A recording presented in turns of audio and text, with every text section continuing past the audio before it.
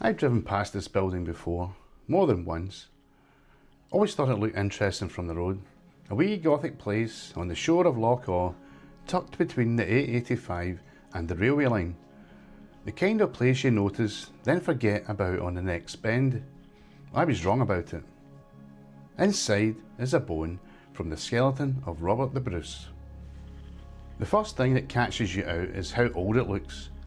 Norman arches, Gothic bits, stonework that feels far older than it has any right to be. Carvings that genuinely come from Iona Abbey, built into the walls hundreds of years after Iona itself was at its peak. The building isn't medieval at all, it's Victorian. Walter Douglas Campbell started the original Kirk in 1881, extended it in 1907, worked on it until he died in 1914. His sister Helen carried it on until her own death in 1927. The whole place wasn't finished and consecrated until 1930. Nearly 50 years of one family building a church that looks 800 years older than it is. And the deeper you go, the stranger it gets. Clan stalls, armorial shields, a 15th century window rescued from an Edinburgh garden where it had been lying forgotten for decades. Oak beams in the cloister, salvaged from 2 decommissioned Royal Navy battleships, a lighthouse bell from Skirmish, built in 1843. None of this is accidental. In 1296, the chief of the Campbells was a man called Colin, Great Colin, or Colin the Great. He was killed by the MacDougals of Lorne in a skirmish at the place called Red Ford. No great battle, no treaty, one fight and the head of the clan was dead. What happened next matters. From that day on, every Campbell chief who followed Colin took his dead father's name as a title. MacCallum, son of the great Colin. 700 years of Campbell chiefs walking around with the name of a murdered man stitched into their title. They waited 12 years, they got their chance. By the summer of 1308, Robert the Bruce was a different man to the one history remembers. He had been crowned king 2 years before.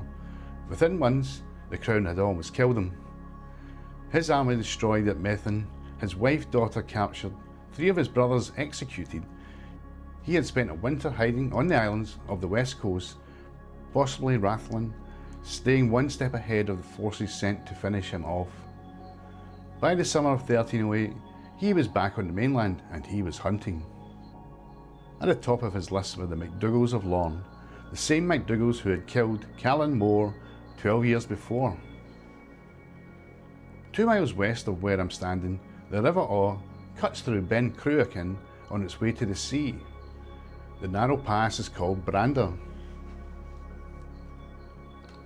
In 1308, the MacDougals lined the slopes above it, waiting for Bruce to walk straight into the ambush. Bruce knew. He split his force, sent James Douglas up the mountain with a Highland contingent to climb above the men waiting to ambush him. He marched the rest straight through the pass himself. When the MacDougals attacked from above, Douglas hit them from higher still. Trapped on a slope they had chosen, they lost this fight. Dunfermline Castle fell within weeks. The MacDougall lands in Argyll were forfeit. And standing beside Bruce through it all, at Methven and Dalry and now Brander, was a Campbell. Sir Neil, son of Colin. The rewards for Neil Campbell were not small. Former MacDougall lands in Argyll handed over by royal charter. The Campbells went from vassals of another clan to landholders of their own territory in less than a decade. Then Bruce did something unusual. He gave Neil his own sister, Mary Bruce, in marriage. Neil already had a wife, according to records. She was quietly dispensed with. Their son, John Campbell, was later made Earl of Atholl. That battle changes everything for the Campbells. The Dukes of Argyll, Inverary Castle, a clan name that still means something in this country 700 years later. All of it traces back to August 1308 and a man standing beside Bruce at the bottom of that pass. And they kept climbing. 600 years on from Brander, The Campbells weren't just lords of Argyll, they were part of the royal family itself. In 1871, the Marquis of Lorne, heir to the Duke of Argyll, married Queen Victoria's daughter, Prince Louise. She later designed stained glass for this kirk with her own hands. A clan that once watched its chief die in a skirmish at Red Ford now had the princess signing her name on their windows. Which brings us to Walter Douglas Campbell, brother of the first Baron Blythewood, building a church on his loch at the tail end of the 19th century. He could have built anything. He was wealthy, he had time. He kept working on this building until the day he died, and inside, he made one very specific choice.